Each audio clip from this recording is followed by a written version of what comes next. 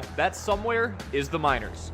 The breakout stars, early on in day 3 of the draft, the Pirates called. the wild moments, and the prospects you need to know about. A sub-3 ERA in both single and double A. This is Minor League Weekly, your inside look at the future of the game.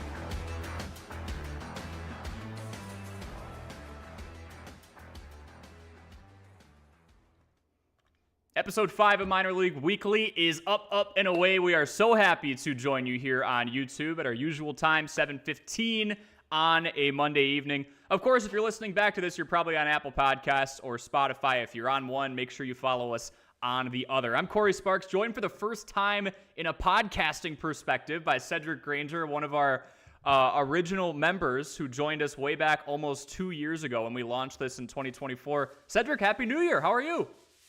Happy New Year. Has it already been 2 years? Yeah. That is crazy that we've been working through these videos for 2 years, but it's an honor and it's a pleasure, Cory, to be on here, talk a little bit of baseball. First one of the new year. How about that? Yeah, it's super excited. I know we just wrapped up the AL East. Your team's the Orioles, but we'll find little ways to sprinkle them in. They've had a lot going on in Baltimore in the offseason. But just to give everybody a quick preview of what today's episode looks like, we start off with our headlines. Phillip Rivers had our gears turning on some veteran players in Major League Baseball and Minor League Baseball who refuse to obey Father Time. We get our usual risers and fallers, stock up, stock down, our 2026 bold predictions, since today is the first episode of 2026. And then we go to our farm features. We're on to the NL Central. We'll be talking about the Cincinnati Reds and the Pittsburgh Pirates, who have, I see you're decked out in Reds merch, which is awesome, and the Pirates, who have Konnor Griffin, among others. Of course, we will wrap up with the next part of our series talking about minor league title teams. That will be the High A title team, the Brooklyn Cyclones. That is the second straight New York Mets affiliate that we'll be covering. All right, we begin with headlines, Sedric. Phillip Rivers just had a 3-week return to the NFL at the ripe age of 44 years old. He did not play the final week. Riley Leonard actually looked pretty good for the Colts. Who are some notable baseball players, though, that come to mind for you who just refuse to let their career end on Father Time's watch? I don't know if any of these guys were grandfathers like Phillip Rivers is, which is just crazy to think about. So props to him for being a grandfather in the NFL. That's at least something he can have over Tom Brady, even though Tom Brady was older in the NFL. But some guys that come to mind, first from an Orioles perspective, for you guys who don't know me, I live in Maryland currently. I'm in Birdland, near the farm system, living in this area. Last year, one of the big additions to the rotation on paper was Charlie Morton, debut in 2009, which is kind of nuts because both of the guys I'm going to mention here were debuts in 2009. And that's something that's going to become rarer and rarer as we go into baseball these next couple of years, of guys that did debut in the 2000s. So kind of keep that in mind. But he was a guy that started off the year 41 years old, joining into that Orioles rotation. And he began as a nightmare a little bit. 0-7 to start the year for the Orioles, losing pitcher in 7 of those first 9 starts. But then he turned back the clock a little bit in his month of June. He had a 3-0 record, got his ERA down to 2.88 in that month of June, and he was able to generate at least enough buzz for the Orioles to use him as a trade piece with the Detroit Tigers. That's one example of a guy just saying, hey, Father Time, I know you got me for that first couple of months, but I fought it back. And then we got Jesse Chavez, everybody, or at least all Braves fans' favorite relief pitcher that continues to come out of retirement.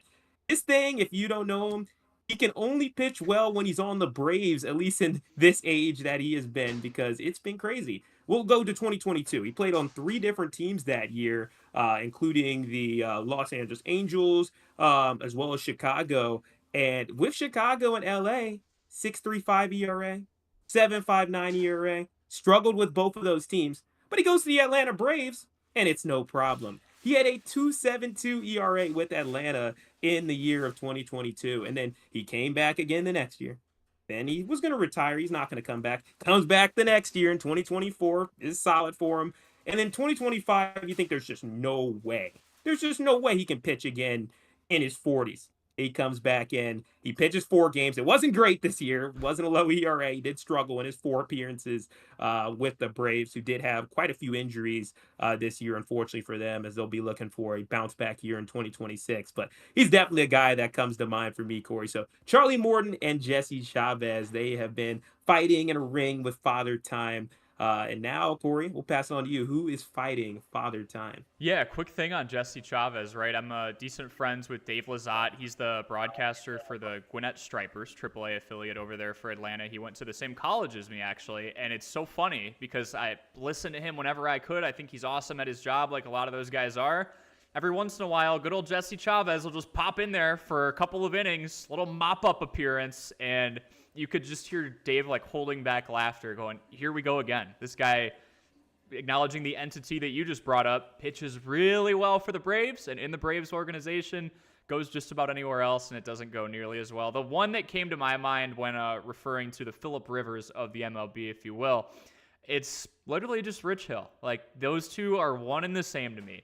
45 years old, still towing the rubber. He's been swinging between AAA and the majors on occasion, kind of what you brought up with Chavez there. But I think he's a blast to watch.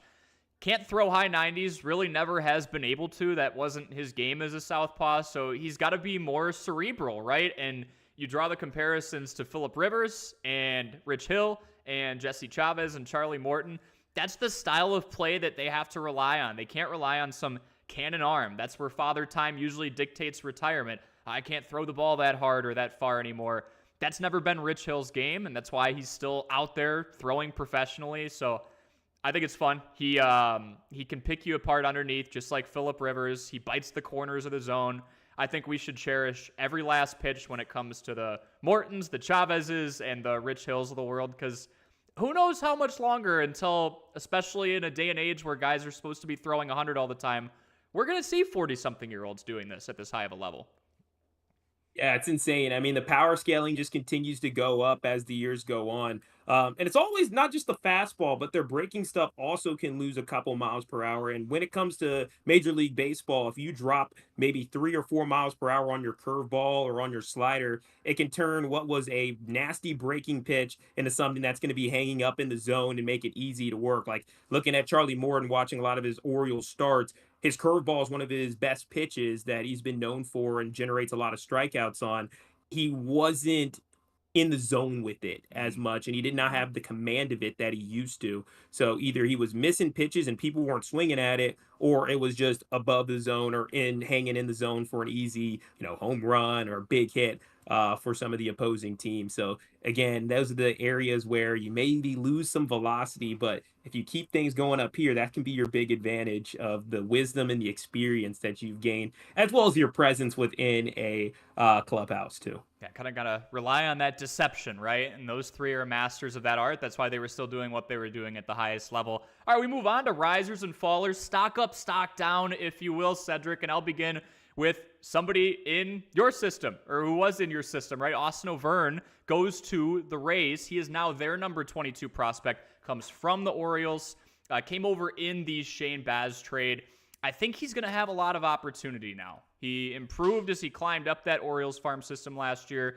242 in high A Aberdeen, 266, up 24 points in double A Chesapeake, 75 grade run tool. Like, that is Chandler Simpson territory. He was up near the 80 grade, right? 70 grade field tool. So we know what Chandler Simpson could do, and I don't think this guy's far behind. Speaking of Chandler Simpson, O'Verne is now in the same system as Chandler. So 64 stolen bags and 114 contests across 2 levels last season. He's rangy in the outfield. Usually speed's going to be a great attribute if you're hanging out there in center.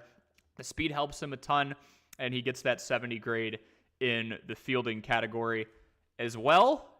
Your perspective on him, I know he was in the Orioles system for a bit, but obviously on his way out now as Baltimore looks to build that rotation. Yeah, I mean, for the Orioles, great trade on their part, because anything that can bolster a starting pitching rotation that has been brutalized by injuries, I think it's a good trade. But I also think the Rays, it's a good fit for Austin O'Verne. I've really loved what the Rays system has done with developing prospects and developing guys with some speed. You talked about Simpson. I also think about guys like Mangum last year, who were phenomenal at stealing bases, had a lot of speed. And I just feel like they're going to be a great fit for Auvergne and what he's going to do. And I also love what their system has been doing. You think down in AAA, you got one of the coolest ballparks, coolest areas to go in Durham. And I feel like there's a lot of good development that's going to be there. So overall for Auvergne, he's going to utilize that speed. He's going to continue working up their system. Probably have a good year in the Southern League unless they want to start him down in High A. But I think he's going to probably start in Double A this year. I'm really excited for what he's going to be able to bring to the Rays. Hope he's not too good, though, because he might burn the Orioles. But then again, that's just how the Rays always do. They'll have a lot of good players that they develop. They'll send them out, and they're going to get all these prospects, and all these prospects are going to produce. Right. And Auvern's got everything in front of him, as does this next guy for my fallers. So I'm not hitting the panic button. I just know where it is. It's in the drawer somewhere. I haven't even opened the drawer yet. I am not smacking the panic button on this guy. But I'm starting to think about it, right? Ethan Salas, the Padres' #1 overall prospect. He's number 77 overall through MLB.com before the preseason rankings come out for 2026, which will happen in not long from now. Salas, not a drastic fall for me in the fallers category, but he is struggling to time up the baseball, and he has been struggling to time up the baseball. He was recruited as a defensive first talent, 70 grade fielding grading, and as someone who commands the plate as a backstop. Think about your top tier rotations 1 through 5. It's not just those guys. I think of the Brewers since I'm here in Wisconsin, right? A lot of credit has to go to Contreras for being able to ground those guys in certain moments, know when to use those mound visits. Salas has that same intuition. That was in his scouting report. But on the offensive end, you have to hold your own there too. He only hit 206 over 111 games in High A Fort Wayne for the Timcaps. Smaller sample size, but upon elevating up to the AA level, hit just 188. 221 career hitter across 187 games of pro ball, so we're starting to build a bit of a sample size here. Again, he's still well under 20 years old. The arm is extremely impressive, but you do have to be able to do it both ways. If you want to be a great defender, awesome. You've still got to have a competent bat. Salas has plenty of time to work on that, but that is far and away his largest point of improvement right now. And Cory, I mean, the biggest thing there is just the youth. When you're young, there's going to be a lot of adapting. Your body is changing, your whole self is changing, and it's tough to continue to adapt. So I think that's going to be a big test for him as he gets a little taste of Double A. That's going to be a tough division. That's going to be a grind to work your way out of as well too. But I think it's a thing where if you embrace it, you continue building and making sure you hone in on that strength of defense and then really go to work in the batting cages. I think that he's going to be able to get back on track. But again, whenever you're entering a system at a very young age and going to be at a time where your debut is probably going to be year 9 or year 10 within a certain organization, which is unreal, you're going to have some grindy years or some years that maybe aren't going to be the best for you. Just like you see in a lot of guys' college careers for the most part. For any guys that are drafted out of college, you take a look at maybe their freshman year, maybe they weren't on it, or maybe they came out strong their freshman year, but maybe their sophomore year, they got banged up, things didn't go too well. You're having a similar experience here for Salas, just in a major league organization as opposed to a college. So that's a big comparison point that I'd have there. Yeah, a lot of years in front of him still. For your riser, ooh, I like it. I like this farm system a lot in general, too, and what they've been doing. Yeah, Gage jumped from the Athletics. So I spent the summer, had a month over in Frisco with the Rough Riders. I was a media intern for them. One of my main series that I got to work was against the Midland Rockhounds, the Athletics affiliate in Double A. They came in, and one of their pitchers in what was a strong rotation for the Athletics, it was Gage Jump, and he really stood out to me. Guy that's not going to be that tall, commanding guy on the mound. He's sitting at about 6 feet tall, but he brings it. Fastball up at around 97 is what it was working. He was around 95, 96 on the day that I got to see him pitch. Went 3 2/3, no earned runs given up. Was very impressive.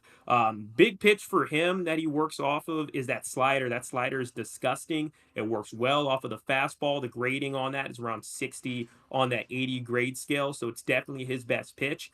And I think when working in Double A, this is something that I've learned from getting to speak with the guys I work with, Zach Bigley, as well as Tyler, with the Frisco Rough Riders, is that you're going to see a lot of these pitchers get a lot of good reps at the Double A level if you are a team that has a AAA affiliate in the Pacific Coast League. So if you're the Athletics, their AAA team is the Las Vegas Aviators. And a lot of those ballparks are either A, high altitude, we're talking like your El Pasos, we're talking your Albuquerques, we're talking those types of areas, or they're just very hitter friendly. So it's not always the best area for developing your pitching.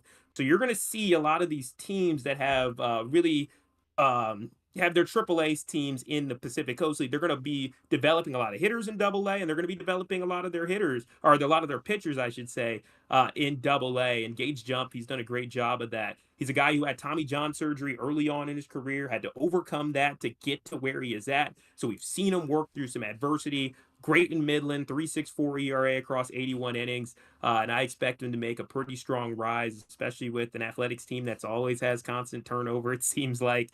I can see him really going up in the ranks and having a chance to play in the big leagues, especially if they maybe want to keep him at starter, but there's been talks in the Athletics organization of even moving him to a potential bullpen guy.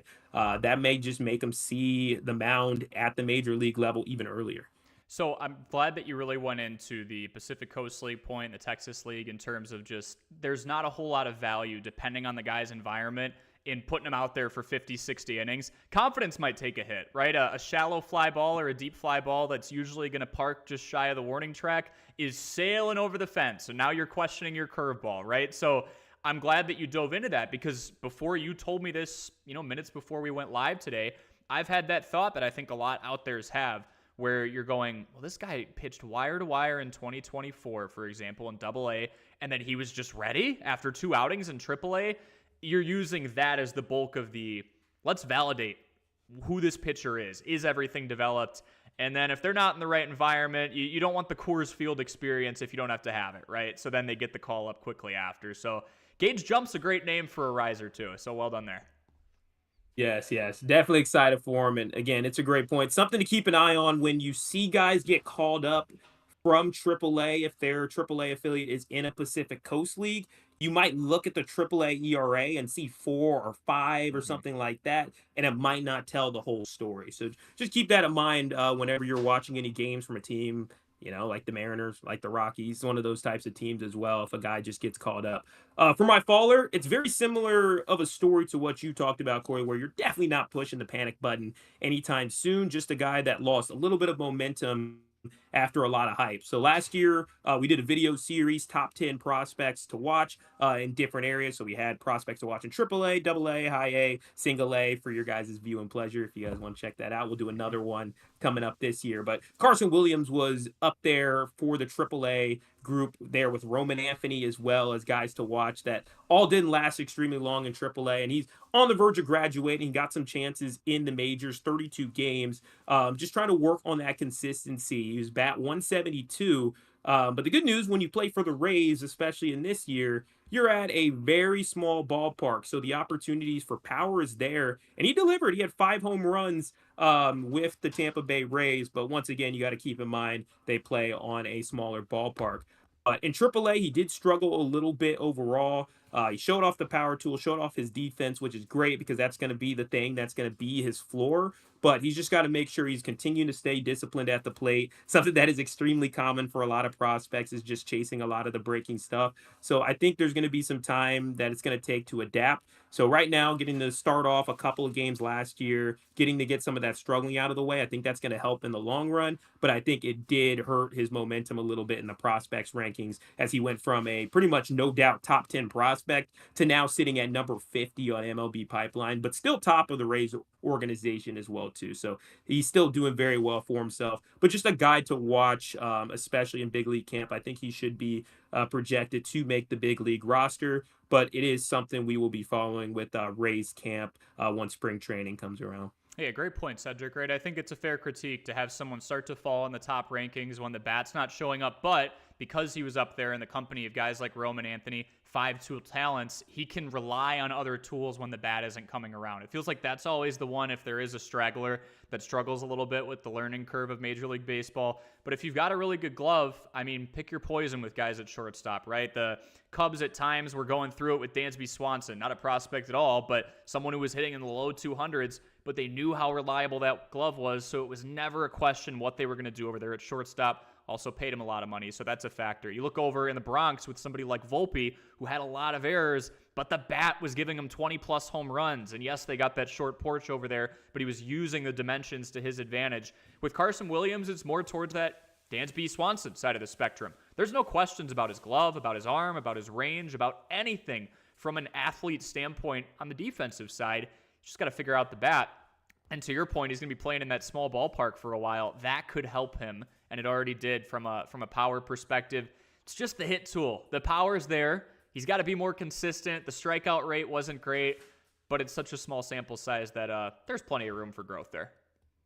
Yes, there is. Again, a lot of this is going to come down to patience right now, and especially the Rays. I mean, every team is going to want to argue they're in win now mode, but the Rays, they are rebuilding the team a lot. They were sellers at the deadline. They're still selling off certain players as well too, whether it's trades or whether letting guys go away in free agency. But they have a lot of young players at the core, and I think that is one guy that they're super excited about, and I still have no doubt is going to be successful despite being named a faller.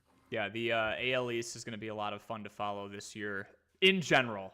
Top to bottom, a lot of movement, a lot of prospect talent when you talk about a team like the Rays. All right, our next segment, Sedric, you even told me, and I agree with you on it, this is a tough one. You know, we're not a hot take show here, but I think whenever you start a new year, it's fun to project and imagine and grab the crystal ball and go, all right, 11 plus months from now, what's something that most may see as outlandish, but I could see unfolding? And I'll kick us off by saying I totally understand the concept of service time manipulation. It still very much exists. But if we can get past that and just say Konnor Griffin debuts June 1st, is it going to happen?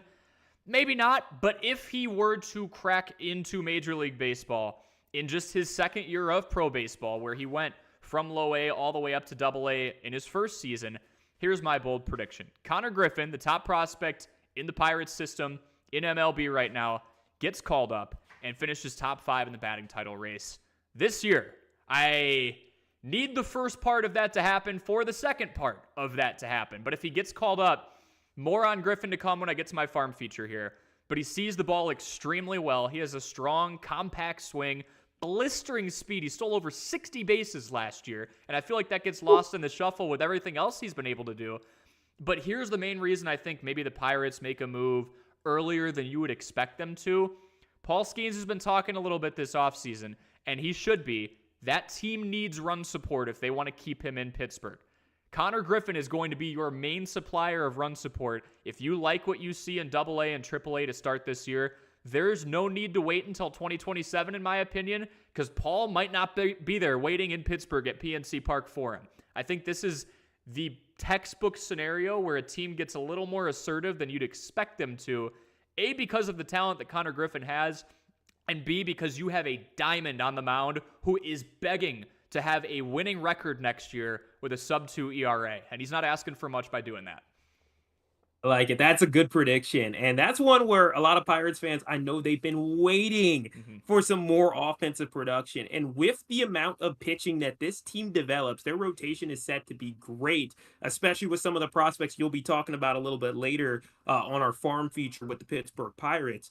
But my goodness, if he can really deliver and Griffin goes and he delivers and actually shows up what we expect him to be, it's going to be crazy. The big thing, though, I guess, is what's hard for a lot of rookies when they go up to the majors. It is a big adjustment.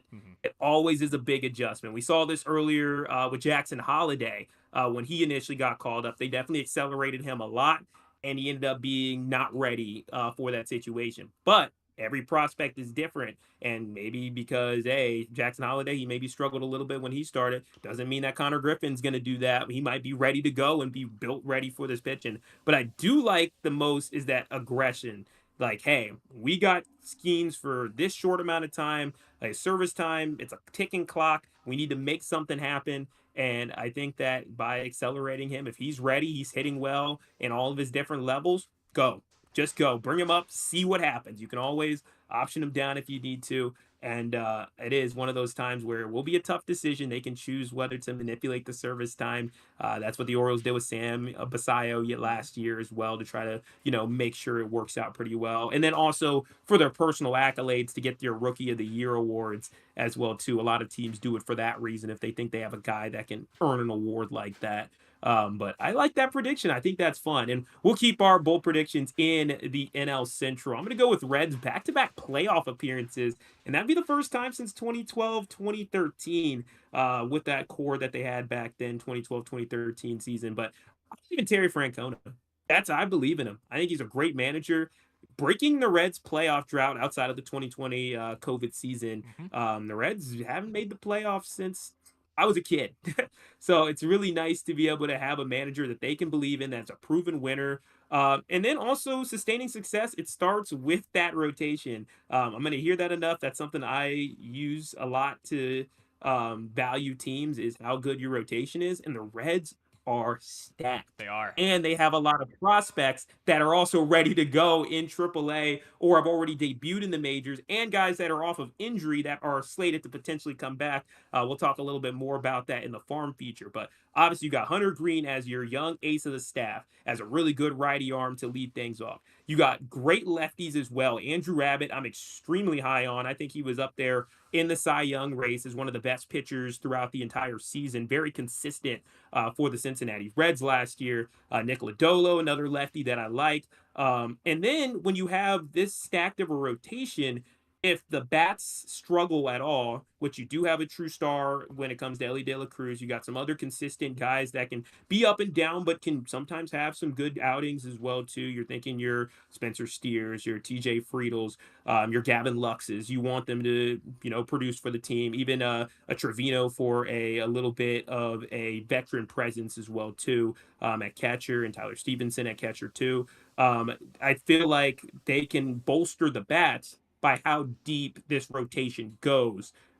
It's great trade pieces. You can trade lefties, you can trade righties. You have a lot of options there that can be able to help them out. So really it's going to come down, can the bats stay strong? Can the bullpen consistency be there? Can guys not go on streaks without home runs? Because they were 21st in the league in home runs despite being in a very hitter-friendly ballpark. So again, if Elly De La Cruz can get things going, whose jersey I'm wearing today, I think that could be huge for the Reds. So I'll give them back-to-back playoff appearances. It's not going to be easy, but I think they do it. It's a similar scheme to what the Pirates need, right? Not as extreme, but strong pitching rotation. Health is wealth. You need Louder out there. You need Abbott to replicate what was a remarkable 2025. But you also need slug, and you need slug beyond your superstar shortstop who can throw the ball really, really hard and is good for highlight plays. You need support around that batting order. I think Gavin Lux was a sneaky good pickup. You took him from a Dodgers team that just had way too much talent to consider him as a starter going forward, and he had, sneakily, one of his better seasons. He used to be their top prospect, never really was a power guy, but kind of rounded out everywhere else. Good glove, solid plate discipline, worked at bats. You just need a few more guys to follow in his footsteps. He would be considered an MLB veteran at this point. Hopefully he and other guys like Elly can teach the young guns when they come up through a crop system that you're going to talk about in a moment. Hey man, our starter went 7 today and gave up 2. We got to win this baseball game. Here's the approach we're going to take to do it. Awesome stuff. And we're going to stick on the NL Central. But first, a quick message. If you miss these episodes live, if you miss any of our content, or if you can't get enough of Minor League Minute or Minor League Weekly, here's a quick message on where you can find us. Did you miss the live version of our Minor League Weekly podcast? No worries. We've got you covered at Minor League Minute on YouTube and Minor League Weekly on Spotify and Apple Podcasts. Then you can go back to watch or listen to the whole episode for all of your prospect and affiliate ball needs. So what are you waiting for? Go follow, subscribe, and turn on those post notifications to get caught up with the latest. That's Minor League Weekly on all of those platforms.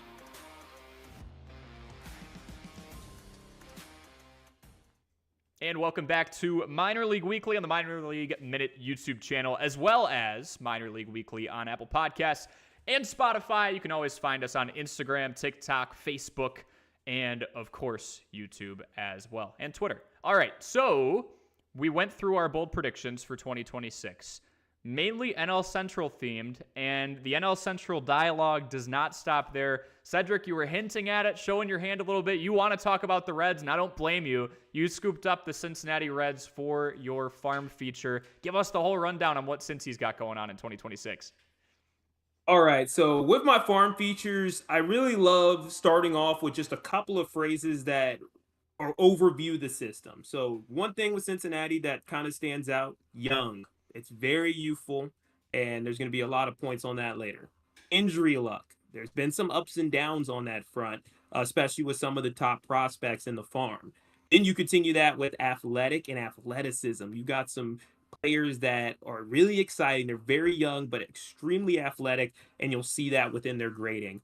But we'll start with some of the guys that are graduating from prospect status soon. You're going to see a shakeup here because the Reds, they just graduated pretty much a huge class that's going to be going up. So right now you got guys like Sal Stewart, already has debuted in the majors. Rhett Lauder already has debuted in the majors. Chase Petty, Edwin Arroyo, these are guys where they have some experience. They've gotten their feet wet, cup of coffee a little bit in the majors, and you'd expect them, even if they are rotating between AAA Louisville or in the majors, they're going to be around the system, and they will be graduating very, very soon.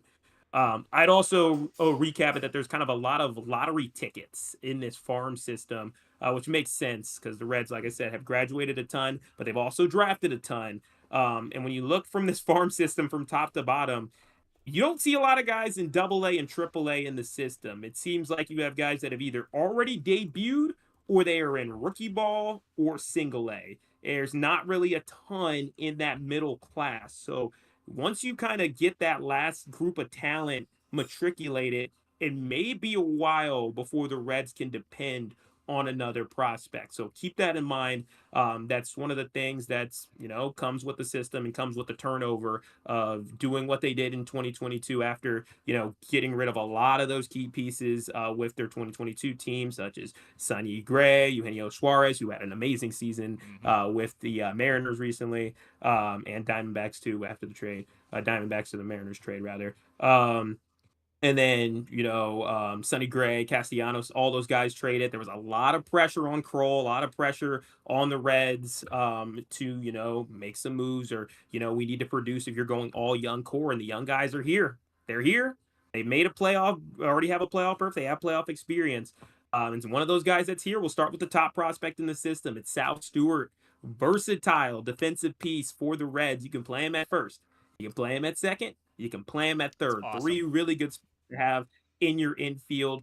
MLB ready as well, too. That is huge. And he's one of those guys where I was talking about that 2022 team that was one of the better Reds teams of the last few years, had a good core, but they moved on from a lot of those guys. But some of the fruits of that labor of Castellanos leaving to Philly was that they got a comp pick, and that became Sal Stewart. So I'm excited for him. The big thing with Sal when it came to his minor league numbers was not striking out. This man was phenomenal at keeping the strikeout numbers down and drawing a lot of walks. He had 138 walks to 139 strikeouts between all of his minor league levels last season. Incredible. Incredible. He picks his pitches very well, has a lot of plate discipline. That's something that not a lot of prospects have. It's very rare. So that's something that can be key for the Reds. If you need a guy to put something in play, he's going to be able to make it happen. Now, his early start in Major League, he actually has dealt with the opposite, where he has not drawn any walks and he has struck out 15 times. But it's an early sample size. He's getting used to Major League pitching. It's a whole different animal from AAA. When it comes to the hitting, compared to hitting in AAA, compared to hitting in minor league baseball, I feel like there's not as big of a jump in the hitters.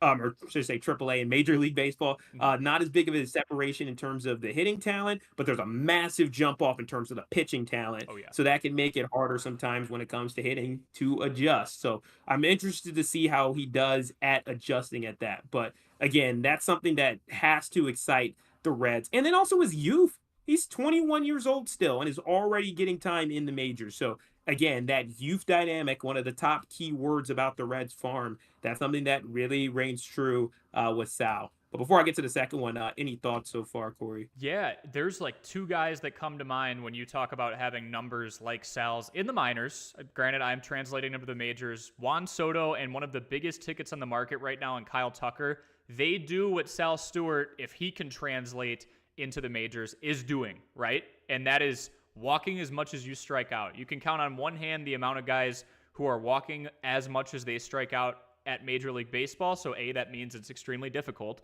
But B, it means who Juan Soto and Kyle Tucker are. Those are expensive names. Sal Stewart's going to make some money if he can translate that over and be a guy who hits mid to high 200s, but most importantly, his on-base percentage is near that 400 mark. That's where you make your money. That's where you become someone that a franchise feels they can build around. And also, usually, you don't find a guy who all the way up in the majors can play first, second, or third unless your manager is pushing it on guys and has the philosophy of versatility is the best ability. The fact that Sal Stewart is ready-made and brings that aspect up with him, I'm excited to see him get a full crack at it this year. We'll just put it that way. Yeah, me too. He's going to be exciting to watch. That's, again, the best part about this farm with a lot of guys that are major league ready is that usually we're talking about guys that you're going to have to wait a while to see. There's a couple guys in this red system that you don't have to wait at all. You're going to be able to see them once you turn on the TV for spring training coming up here in March. So, again, really exciting. Next guy is a very important prospect. He has a long way to go, but I think he is one of the more important prospects for the Reds, and it's Alfredo Duno. He is the lone catching prospect in the top 30 for the Reds, and there really is nobody ahead of him in the system that you're going to expect to be over him. So essentially, as he rises, he's expected to be that next catcher. Right now, you're sitting with Tyler Stevenson, Jose Trevino as a nice veteran presence too for the Reds in terms of their catchers. But in terms of the young guns, the guy that can really be developed, it's going to be Duno. Age 19 years old, expected to make that debut in 2028.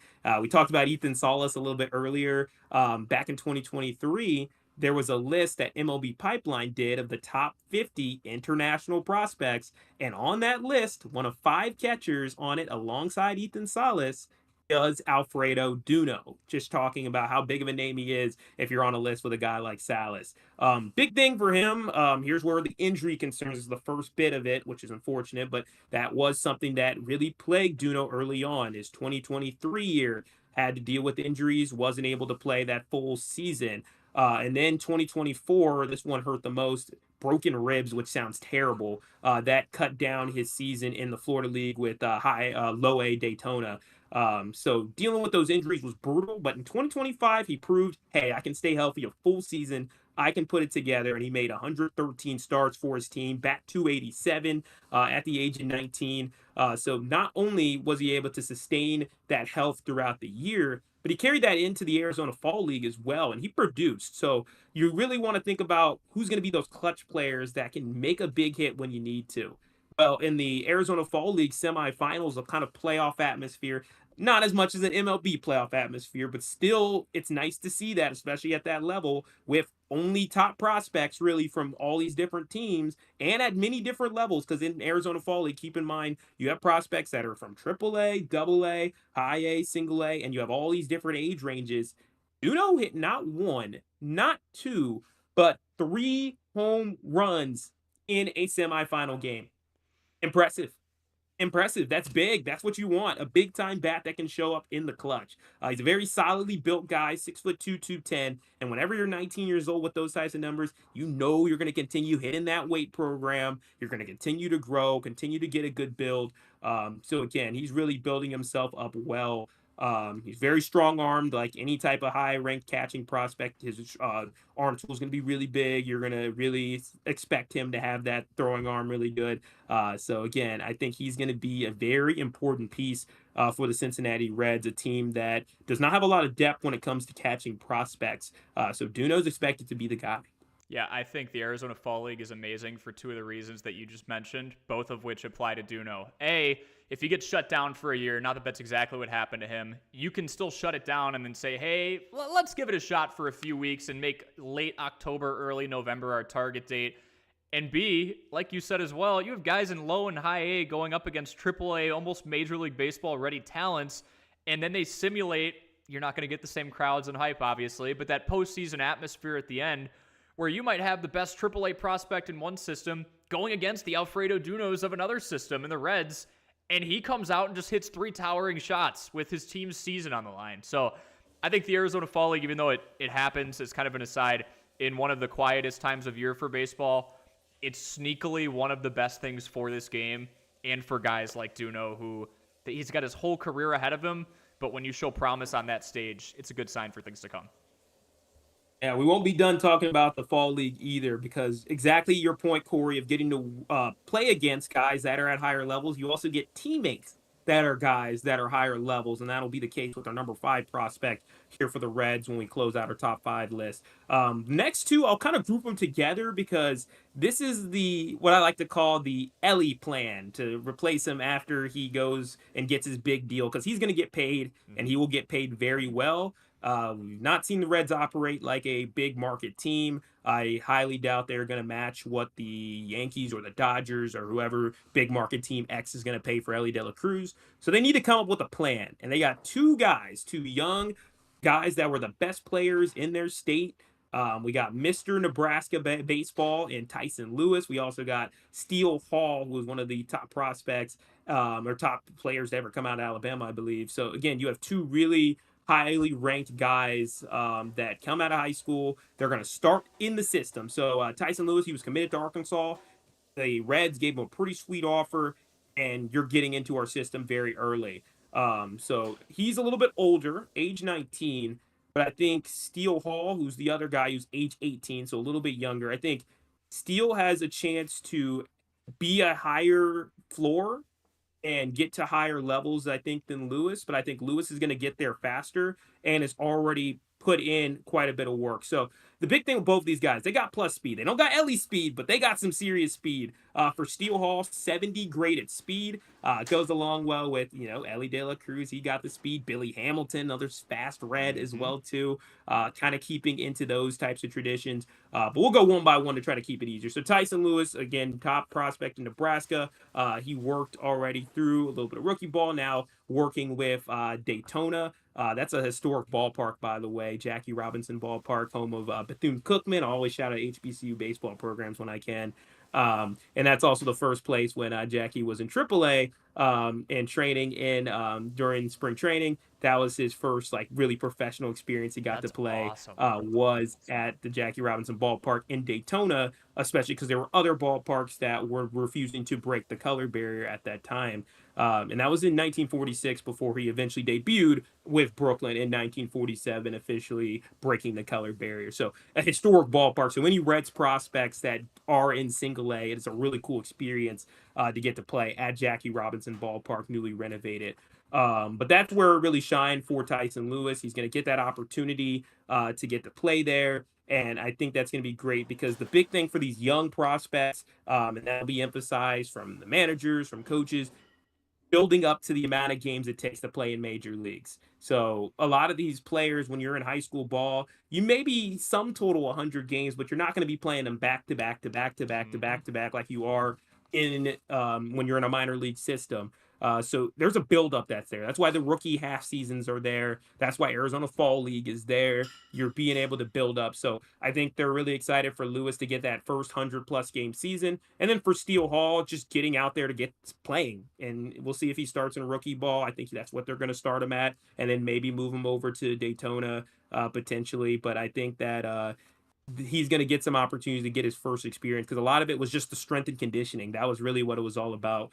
But those two are really the combo of one of these guys is ideally going to replace Ellie De La Cruz when his service time is up, which that's going to be in 2029. And speaking of that, who's going to debut and who's projected to debut in 2029? Steele Hall. Who's projected to debut in 2028? Tyson Lewis. So that's good. You're planning for the future. And I think that's what those two guys who are both highly picked guys, Tyson Lewis, second rounder, and then Steele Hall, a first rounder. That's what those two are going to do. And then continuing moving on, Rhett Lauder, fifth prospect. We know about him. He already has had time in the majors, and he was great in his limited time of work. He got to pitch a little bit in 2024. He was one of the top names in the minors. He had a 1.71 ERA with the Reds. He was great, but it's been injuries. And that's been really the sad thing. Last year, he had a couple different injuries. He had a injury to his wrist and lower forearm, and then he also had an oblique injury as well. So just not great there. Obviously not just for him, but for the Reds too. Wishing him to heal up. And then he almost was there. He was almost able to get back. He was doing some rehab assignments in AAA Louisville, and in a matchup against the Toledo Mud Hens, he had a setback, and that prevented him from getting back to the major league roster. So he's very close to finishing out his rehab. Terry Francona kind of stepped in saying like, hey, we're going to press pause here. We know that we need him for the future. And we're going to go and give him some time to get healthy. And hey, he got to pitch in the Arizona Fall League because his rehab kind of timed him up to be ready for an Arizona Fall League. So that's where, again, it comes into play, where if you're injured for a full season, like Rhett was in 2025, he still was able to go out there and get reps. And he was working with number 2 prospect Alfredo Duno.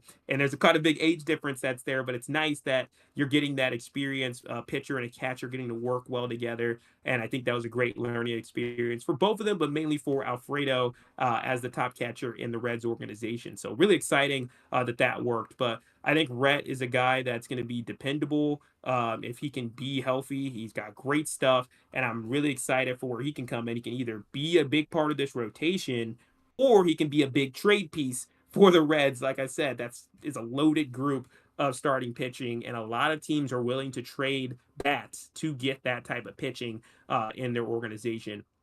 And it doesn't end there. You have Chase Petty as well, who's going to be great as well too.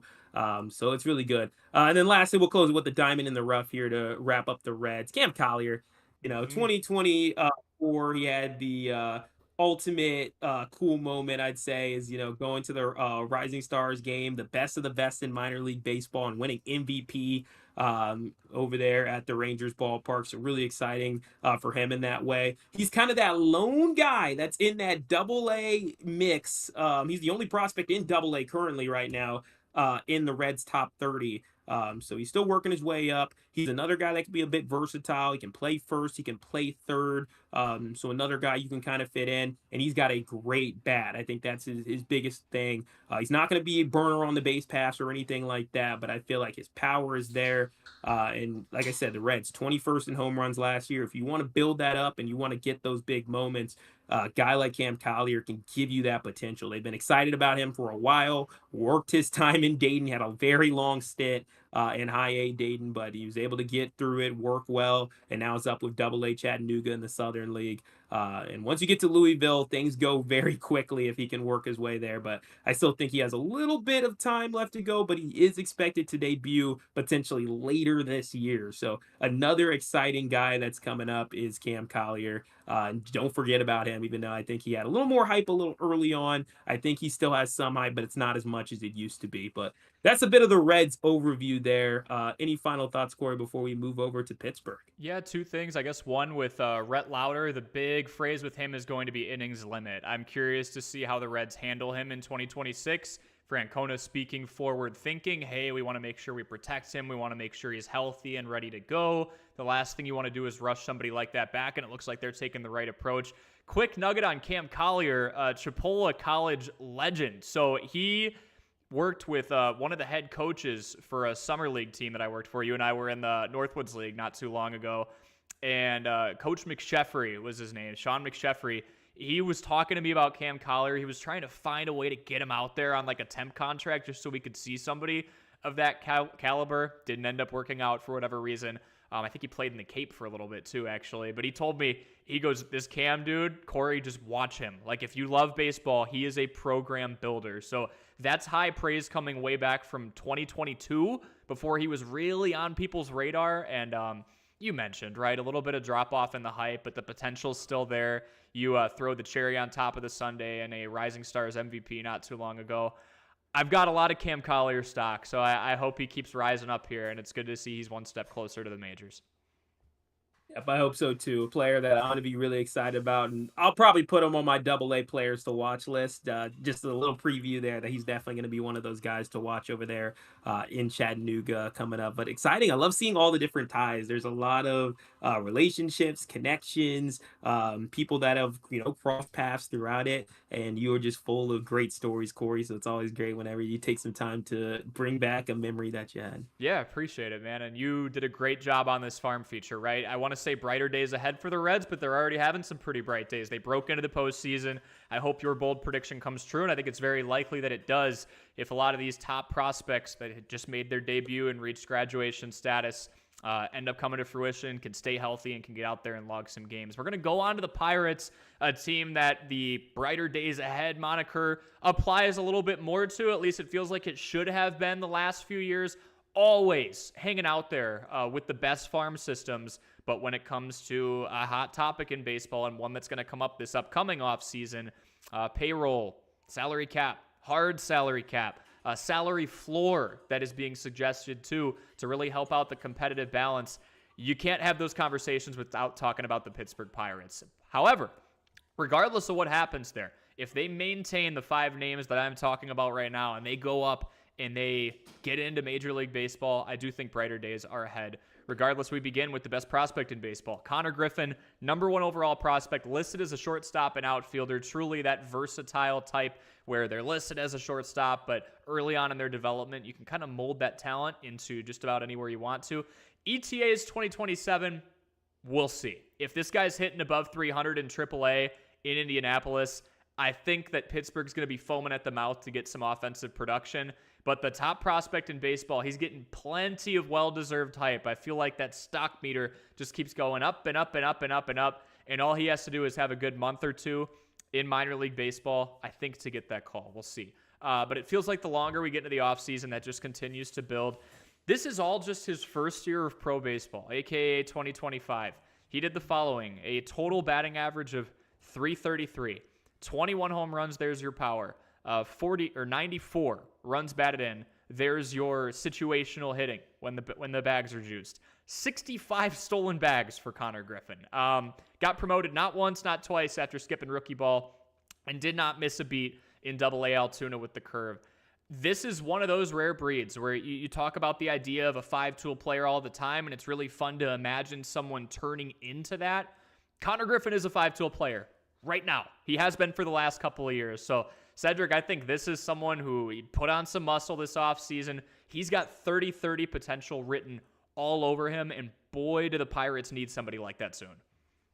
Yeah, he's going to be that superstar offensive guy for Pittsburgh. And it's one of those things where you're like, can we get it this year? It'd be amazing. But if not, we know 2027 is going to be rocking for the Pirates. I think it's cool. And I think Konnor holds a special place in terms of our minor league minute story, because he's a guy that is that first like big riser. Because when we first started, we had the big prospect was Jackson Holliday was #1. Paul Skeens was also a top prospect, and we knew these guys were going to be at the top. Now we got to see a person where we're seeing them from the beginning, and then the hype just build, and it's now he's the guy, and it's so exciting to be able to see that.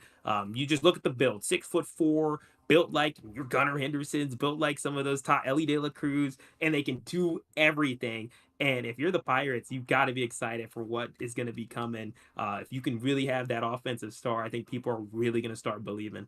Yeah, it's tough for me to say as someone who's a fan of a different NL Central team in the Cubs that I'm excited to see this guy come up. But as a baseball fan in general, you have to be, right? He brings so much to the table. #2 is a guy who's already been called up. He already made his debut last year in Bubba Chandler, right-handed pitcher out of this system. He's going to be reaching graduation status pretty soon here from an innings qualified perspective. And he's someone who was getting compliments from the chef in Paul Skeens by the time he was up there in Double-A Altoona, saying this guy is legit. High praise from a Cy Young winner in Paul Skeens. Debuted middle of last season, did everything he was supposed to. 4-1 overall. The ERA ballooned a little bit towards the end, but he took care of business in the right situations. 4.02 earned run average. Part that impressed me, and take it with a grain of salt because it's a small sample size, 31 strikeouts, 4 walks in 31 innings. Usually when you get these guys called up that have nasty stuff, it's, but can they control it? That's just never been a question for Bubba in this system. He has always been your inning eater, your I'm going to go long into a start, who doesn't have trouble with locating. That, of course, leads to efficient innings. Pitch count is not an issue. You blink and he's at 75 pitches starting the 6th inning. So pitch mix, he's got the fastball. 99 is where it touches with vertical break. And he's impressed scouts with the ability to hold that velocity late into starts. 99 doesn't turn into 96, 95 the third time through the order. Secondary offerings, very important for starting pitchers or guys who want to be in starting rotations. He's got a mid-80s slider, an upper 80s changeup, low 80s curve. Similar to what you brought up with the Reds, Sedric, this is just that surplus of riches, right? The Pirates have pitching, but it's really tough to say no to somebody like Bubba Chandler when he's performed as well as he has. Yes, he's been the guy over in AAA for a while. I think last year his name just continued to be hyped up. I felt like on the MLB, anybody who has MLB app or MLB website, they do a minor league game of the day. Anytime Chandler was on the mound, it was going to be the game of the day. It felt that way Mm-hmm. when it came to Indianapolis. And it really is going to be a great ballpark to go to throughout this year. Or if you are local to any AAA markets where Indianapolis is going to be coming to town, you might get a Griffin and Chandler combo deal for a game, which would be insane. But I really think his stuff is good. I really believe in what he's going to bring to the table. And then also for the Pirates, like I mentioned with the Reds, if you have a surplus of pitching and you can continue to develop that, you could also get a king's ransom potentially in a trade if you are interested in that. But I think I would not want to trade unless you get to see what Chandler can do in the majors, because I think he has the stuff to be great. Imagine that 1-2 punch, not to mention the depth that they already have.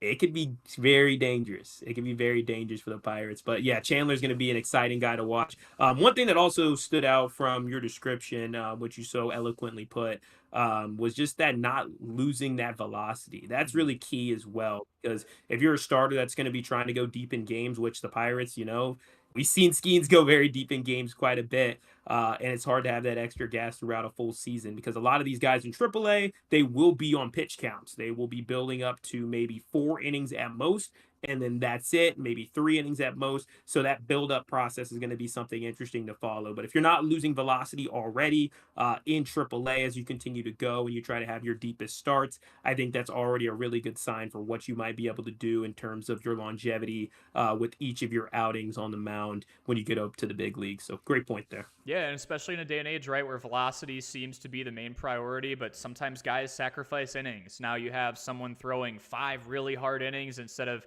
the finesse guys, right, the Charlie Mortons of the world, to bring it back to an earlier segment, that can go 7 or 8 and wiggle their way through the lineup because they're not throwing their elbow out. Bubba Chandler could be one of those rare breeds like the Paul Skeens too, where it's best of both worlds. You have the velocity, you have the longevity. You brought up the surplus of riches. I'm going to combine these next two as well. And Seth Hernandez and Hunter Barco. You got a righty in Hernandez, ETA 2028. Barco, a lefty, ETA 2026. Specifically for Hernandez, 6th overall pick from this year's draft. So we still got to see him in pro ball, right? The Pirates deciding in the first round they're going to keep a strength to strength, whether it's free agency, the trade markets, which they got a little active in the last few weeks here, or the picks that they already have. They believe that the next thing to address is more pitching. Wiry right-handed hitter at 6'4", 190 pounds. The fastball, going to be fun to watch. 70 grade, plenty of zip on it. He sits in between 97 and 98 miles an hour. The changeup is his secondary pitch, misses plenty of bats there. The curveball is my favorite hybrid of that curveball. You get your slurve, you get the ones that move a little more laterally. This is a straight up 12-6. It spikes downwards. It almost looks like a splitter until you start analyzing spin rate and realizing this guy's just pulling the tablecloth on it. So also working on a slider. Here's my initial reaction to someone I've seen limited tape on, but obviously he hasn't played in the pros yet. If you're talking about someone who has an ETA of 2028, who's a first rounder, who's already working on a 4-pitch mix, that tells me his head's in the right spot. Now it's just about polishing. You see way too many times guys who want to be starters and just have 2 pitches, and then they get to AAA, and it's, maybe you might want to mix a sinker in there or a splitter in there. Seth's already got it figured out. It's just about polishing it and deciding if he wants to, swap number 3 out for a different tertiary pitch or slide one up for the other, but he's got the foundation. And Hunter Barco, similar story here. ETA is a lot sooner. The Pirates are projecting that he actually debuts this year. Another strong pitching talent. 4-1 with a 2.81 earned run average across AAA and AA. He also threw 3 scoreless innings in the bigs, so technically the ETA would have been last year. 60 grade, described as a true out pitch in terms of it's his slider. That is his primary pitch. It's pretty unusual to see. You brought up someone earlier who had that going on for him. Usually it's fastball, and then what do you do to work off of it? Hunter Barco's slider, he doesn't use it the most often, but it's the most effective pitch, and he leans on it as much as possible. He had Tommy John back in 2022. That's pretty far in the rearview mirror now. And then he toyed around with that third offering. Got rid of the changeup, replaced it with a splitter. So the hypothetical I was talking about with Hernandez, where you see guys make it to the upper levels of the minors and then start toying. Not that there's anything wrong with it. That is kind of what's happening with Barco here, where you're seeing him decide now, hey, what is the arsenal I want to take into the bigs if I'm going to be playing some games at PNC Park coming up here? Yeah, that's something that kind of leads to a point that I saw when I was in Frisco with the Ranger system. They had a lot of coaches, especially in Double A and in the minor leagues, always looking at the pitching arsenals of their guys and seeing, can we add this pitch or Mhm. can we try this pitch on? Because this is the time to do it Yep. when you have the opportunity to. Like you mentioned with Hernandez first, having four that he's already has that are really good, that are bona fide, or at least I'd say three, and then one where he's continuing to work on that. I think that's a really good spot to be where they can throw in, maybe they want to add a sinker, maybe they want to add, a different type of pitch that's in there, and it can work out potentially and be something that might be a good fit for them. But it gives them a good basis to start off. And when you're a starter, you definitely want to have multiple types of pitches to lean on. If not, you might be better fit in the bullpen, I think, long period of time. But for these guys that they're developing as starters, having that multiple types of pitches, including a really high, you need that like 60, 65, or 70 grade pitch or better. I feel like at least to be your starter point, and then just complement it with a bevy of different things.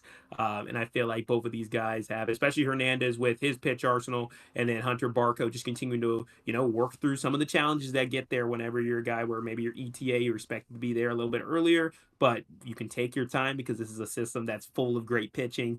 It gives you time to be able to be patient, work on what you got, and see what you're going to be able to do, because he is producing right now.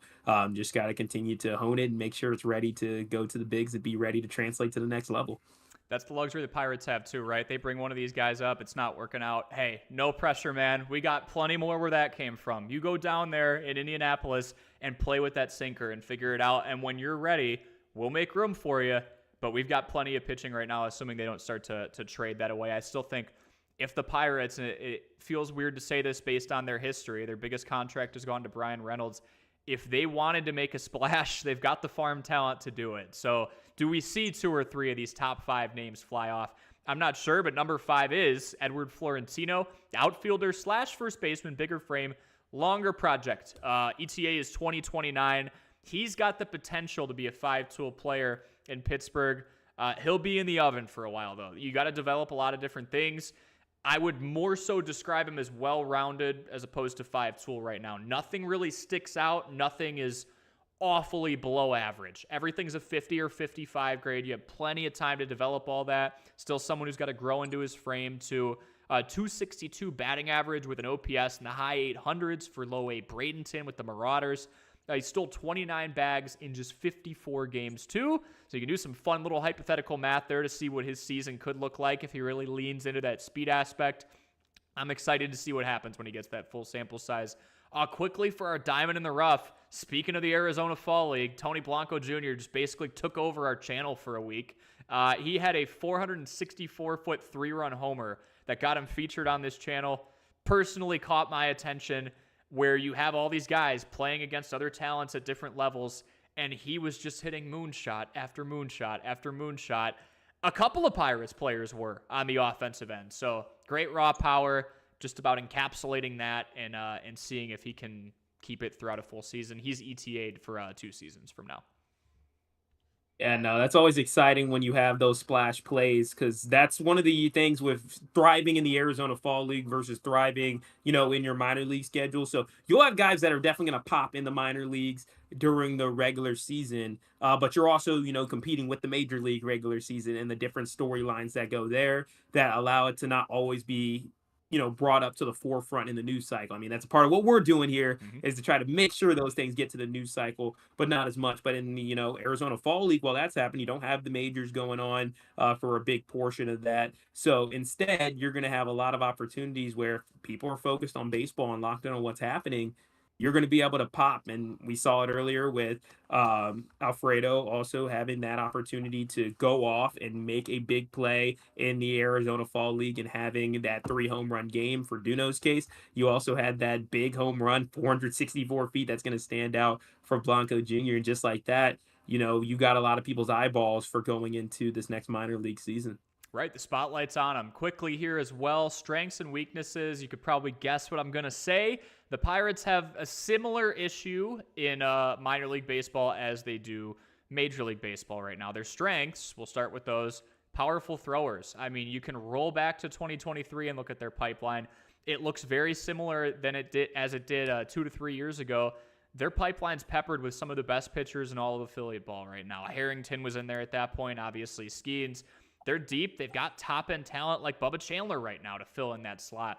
It's a testament, I think, to their scouting department, but also talent development. You see it way too many times where someone gets picked number 1 overall or top 5 overall. We have a long form from about a year ago of number 1 overall picks that just flopped, and you have a lot more advanced analytics at your disposal now to prevent those things from happening, but you still get flops. And the Pirates, when it comes to finding arms, go way back to the Garrett Cole days, they don't have a whole lot of flops from a pitching perspective. So testament to what they're doing from top to bottom, all the way down to rookie ball.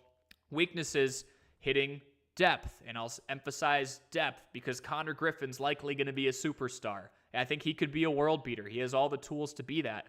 But who are the consistent farm bats behind him who you can rely on day in and day out? A guy that was deep in their system that I really liked was Charles McAdoo. He has since been traded off. He's in another system now. So I'm just looking around trying to find out, maybe it's Tony Blanco Jr., that once Konnor Griffin gets called up and let's say he brings the team batting average point up a couple or a few, who else is going to round out that lineup if it's not somebody in free agency or in the trade market? That's yet to be seen. But I'm waiting to see who else can join the Konnor Griffins of the world just to be a good contributor on the offensive end because they still desperately need it. Yeah, one guy to be looking at that for was a guy I think was higher on the prospects, but is also kind of depreciated a little bit. Tamar Johnson. Yes. I think he's got some serious potential as well. Another guy that I'm personally extremely excited about in their farm system. Maybe he can be the guy, but again, it is something where the depth is a question. Who's going to rise up to start? But if you're going to be picking straws at who you think might be the most likely, he'd be a guy that I'd also be keeping an eye on to see what he can do. Yeah, first round pick, and I noticed he's cutting the strikeouts down the last couple of years. Power's gone down a bit, but if you're getting someone hitting in that 270, 280 range, and they're just finding ways to get on base, great call on Tamar Johnson. I think he's still in their top 10, but he has fallen a little bit. He's not where he was like a year or two ago, but still a stronger hit tool this past year. I would say he's sacrificing a little power for some batting average and on-base percentage, which I would say if you're going to make deals like that, that's a pretty good give and take to have. All right, we're going to round today's episode out with our high A title team. We've been making our way down the ladder, and we continue this journey with the Brooklyn Cyclones. We've discussed the Mets pipeline ad nauseum, and we're not done yet because their Double-A affiliate and the Binghamton Rumble Ponies just won a title. Yeah, we talked about them. We can't stop there because the Brooklyn Cyclones did exactly the same thing at the high A level. They finished the first half of the season with a 46-20 record, led the circuit in runs scored, second fewest runs allowed, very well-rounded. Names like Jonah Tong flying through their pipeline, to name a couple more. You get Nolan McLean, a little more advanced, going to be graduated soon. And then once they got to the postseason with their current high A roster, or current as of a couple of months ago, they went 4-0, swept everybody in front of them. Sedric, with these, we're just going to talk, I guess, about who stands out because that's going to be what's going to translate, right? It's fun for them to have that plaque and to go back and say the Cyclones had a season for the ages, but who are the names that can ultimately contribute sooner than later with the big league ball club? Carson Bench has been brought up on this channel before. I'll bring him up again because while it's a pipeline that has a lot of top-end pitching talent, who's going to fill out the lineup that no longer has Pete Alonso and was already having issues with the bottom half of that lineup leading back up to the top? It was Lindor. It was Alonso. And then who was it, right? They have a couple of superstars up there who can get on base, but who's going to hit seventh for you that you actually feel good about? And I think Bench could be one of those candidates. 302 hitter with an 891 OPS across 60 contests in high A Brooklyn with this Cyclones team. Had some of the best bat-to-ball skills in his respective draft class. And you think about how quickly he could be slotted into that current, talking about the big league ball club outfield. The hitting upside, I think, is going to accelerate that timeline. If you went to a game in Brooklyn and you went early enough before he advanced, you got traded to some Carson Bench and you likely enjoyed what you saw. Yeah, there's also a couple other reasons to enjoy what you saw because they're one of the few ballparks that has a roller coaster in the outfield, which I think is incredible. That's Luna Park, and if you know the old Cyclone roller coaster, that's actually what the Brooklyn Cyclones, they're named after that historic roller coaster at Coney Island. So very fun name paradigm in history with the Cyclones. But yeah, no, when it comes to these championship teams, I always think it's very fun to think about how it all happened when it comes to minor league teams, because a unique experience compared to when you win a championship in the major leagues. You could have a great first half in the major leagues and you might be able to trade for more guys, but you're not going to have that much turnover.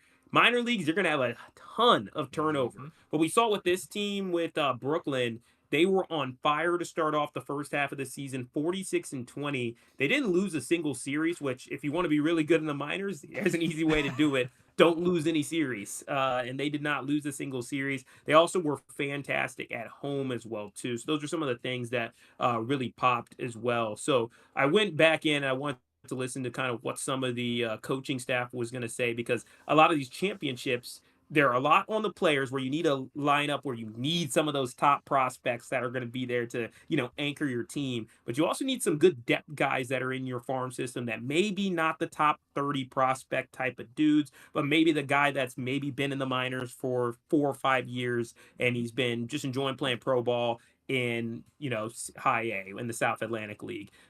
Those types of guys can really add a lot of depth. But I went and listened to what manager Gilbert Gomez had to say, and he talked about how dominant that first half team was, but in the second half it was all about that adversity, it was all about adjustment, and then his team was very resilient down the stretch with the team. They didn't lose that series in the first half, but then now they were dealing with so many issues, yet they were able to bring it in together despite a lot of those players that were big parts of that first half team going up to Double-A to contribute to another championship level team as well in Binghamton with the Rumble Ponies. But I think it really speaks to how talented the managerial staff is in Brooklyn to be able to come through when you need to defeat another great team in Spartanburg when it came to the championship in the South Atlantic League. It's tough. It's tough to win championships no matter what levels it is. It's tough to win in the minors, especially when you have bigger leagues like the South Atlantic League, where making the playoffs is a very razor thin edge.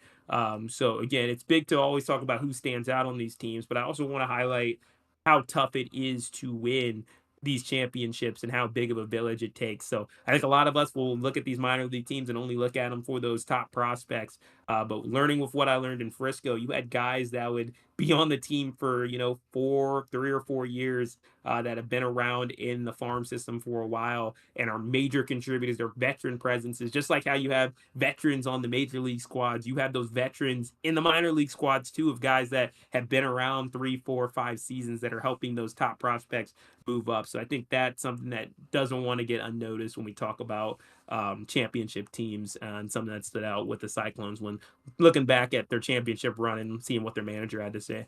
That's a really important point. Both of those are. I mean, everyone needs to give love to that 28-year-old catcher who maybe isn't going to be debuting next year, but knows the tricks of the trade, knows a few things about the field dimensions. Hey, watch your back in left field. It actually catches up to you a lot quicker than you think. Different things like that where they're able to take those little tokens of knowledge. I'm glad you brought up the name of their manager and Gilbert Gomez too, because talk about being like the leader of cohesion. You're losing your best players routinely. That's the line you walk. They get too good, they're gone. They're going to the next step, especially in high A, where that timeline can get really accelerated for your blockbuster talents, your first round guys. Mr. Gomez has to go to work the next day and figure it out with whoever else came up from low A and still put together a championship roster that looks completely different than it did when they went 46-20 and didn't win a single series, like you said. So I think that's such a unique situation to be a manager for any of the 120 minor league teams, where once guys get too good, you're happy for them, but your success and your team is going to suffer some turnover. And it's probably not seen as that. It's probably seen as, hey, you graduated, congratulations. But when the postseason rolls around and rubber hits the road, I think the manager becomes so important, because they don't get the luxury of the major league teams where, yeah, my shortstop's going to be with me for the next decade. Your shortstop might not be with you for 10 weeks if he's that good at his job. So great point there. Exactly right. All summed up. Awesome stuff. Well, there's your Brooklyn Cyclones recap. And with everything else, we're going to keep the farm features going next week. We'll go through the rest of the NL Central. So you've got the Cubs, you've got the Brewers, and you have the Cardinals. Some more J.J. Weatherholt will be mentioned on this channel. Really fun division top to bottom when you look at how competitive they've been in the majors, but also the next generation of stars coming up. Sedric, thank you for jumping on, man. To many more. Yeah, Corey, thank you for the opportunity. This was a blast to get to talk some baseball. Very refreshing as, whenever it's cold outside, it's 30 or 40 degrees. It actually feels warm to think about the sunny days and baseball being right around the corner. Yeah, you got to bring the spirits up, right? This is your version and my version of thinking about like the beach where it's 75 degrees. It's a baseball diamond. So different type of sand. All right. Appreciate you, man. Thank you all so much for listening, for watching on YouTube, for listening on Spotify and Apple Podcasts. Again, follow us on all of our social media platforms, which you can find in the description of the YouTube video. And we will catch you in the next one. Every story starts somewhere. And in baseball, that somewhere is the minors. The breakout stars, Early on in day 3 of the draft, the Pirates called. the wild moments, and the prospects you need to know about. A sub-3 ERA in both single and double A. This is Minor League Weekly, your inside look at the future of the game.